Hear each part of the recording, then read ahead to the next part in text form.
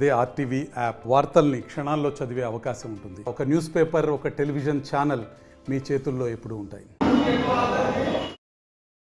కొడుమూరులో జరుగుతున్నటువంటి అభివృద్ధి పనుల ప్రారంభోత్సవానికి మరి చేయడం జరిగింది. ఈ ప్రారంభోత్సవంలో వైఎస్ఆర్ హెల్త్ సెంటరు, మరి ఆర్బీకే సెంటర్, తర్వాత గ్రామ సచివాలయాలు, జగనన్న పాలన ప్రజల వద్దకే తీసుకెళ్ళి ప్రజలకు అందిస్తున్నటువంటి ఈ పాలనను ప్రజలు తరతరాలుగా గుర్తుపెట్టుకుంటారని నా ఉద్దేశం.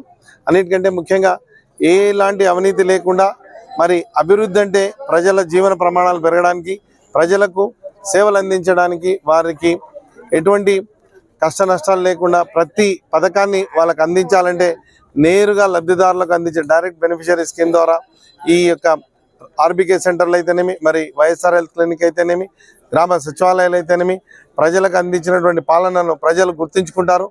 ప్రజల గుండెల్లో జగనన్న చిరస్థాయిగా నిలిచిపోతారు. ఈ యొక్క మరి పనుల ద్వారా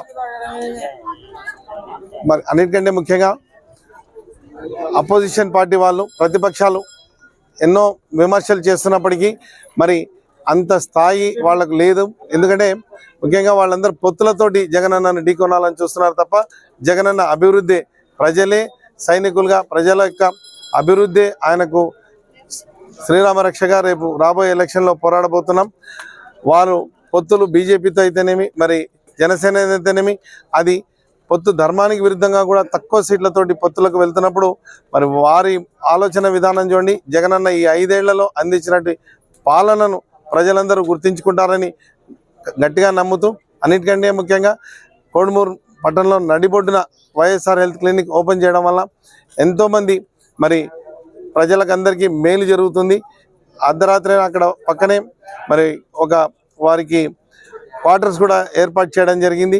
ఇన్ని సౌకర్యాలతోటి ఇంత అభివృద్ధి వారికి కనపడకుండా పచ్చ మీడియాకు ఈ అభివృద్ధిని వారు ప్రజలకు చెప్పకుండా వారిని పక్కదారి పట్టిస్తున్నారు. ప్రజలందరూ కావున గమనించి ఈ యొక్క దుష్ట పాలన యొక్క మరి ప్రజలు నమ్మకూడదని చంద్రబాబు నాయుడు చెప్పే పాలనను వారందరూ కూడా మళ్ళొకసారి గుర్తు 2014లో ఎలాంటి దుష్ట పాలన అందించినాడో ప్రజలు గుర్తు తెచ్చుకొని ఒక్క పథకం కూడా మరి ఒక్క అభివృద్ధి కార్యక్రమం ఇలాంటి గ్రామ సచివాలయంలో గ్రామాలకు ప్రజల వద్దకు ఇలాంటి చేసినటువంటి సేవలను ఒకటి కూడా చంద్రబాబు నాయుడు ప్రభుత్వంలో లేదు.